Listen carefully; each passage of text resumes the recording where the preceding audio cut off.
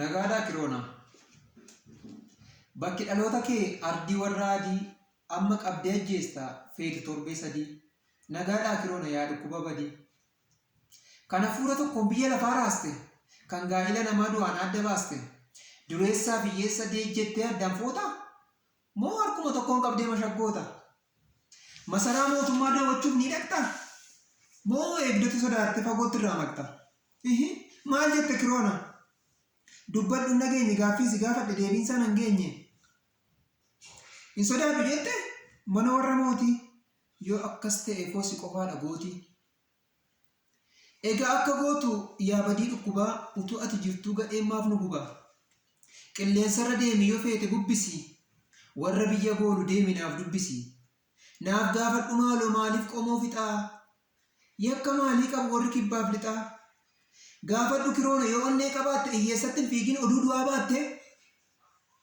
Akka gootu kiroonaa dhirsa jabaa, yoo na dhageessa ta'e dhaamsa xiqqoon siif qaba.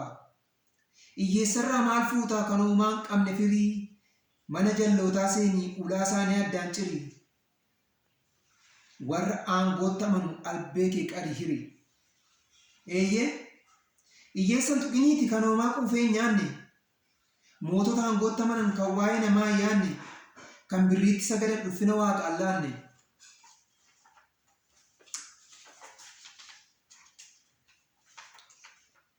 Warra nama akka isaanii natu sin uume jedhu, warra kabaja rabbii ofiif dhuunfachuu fedhu.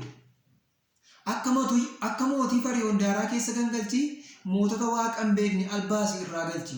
Eeyyee akka mootii fariyoon daaraa keessa gangalchi, mootota waaqa hin beekne albaasii irraa galchi. Hin sodaatiniiti. Hin sodaatin kiroona mootota dabaaf shira, yoo karaa haqa adeemte uumaan si faana jira. Kaabinee godinaa hanga naannoo gahii, abbaa murtii haqaa atumti nuuf ta'i. Warra akka dungoo nagaa keenya dhaamsu, warra nyaattu durgoo haqa keenya dhaamsu. Warra kibbaaf lixaa uummata ukkaamsu, warra dhiiga dhugu akka saree qeeraa, warra fumaan tumee ofumaan jallisu murtii haqaaf seeraa. Kan buluu fi bulchuu hundaa wal qixxeessi, abbaa murtii ta'ee ati nuuf murteessi. Eeyyee kan buluu fi bulchuu hundaa wal qixxeessi, abbaa murtii ta'ee ati nuuf murteessi. Egaa yaa lammii koo yaa firaa, kan jallaa balleessu waaqayyoon gaditti kiroonaatu jira.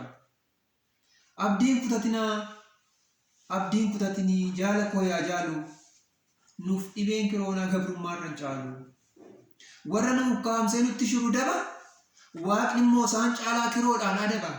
Eeyyee warra nu ukkaamsee nutti yaadu daba, waaqni immoo dhukkubaan ajjeesee adaba.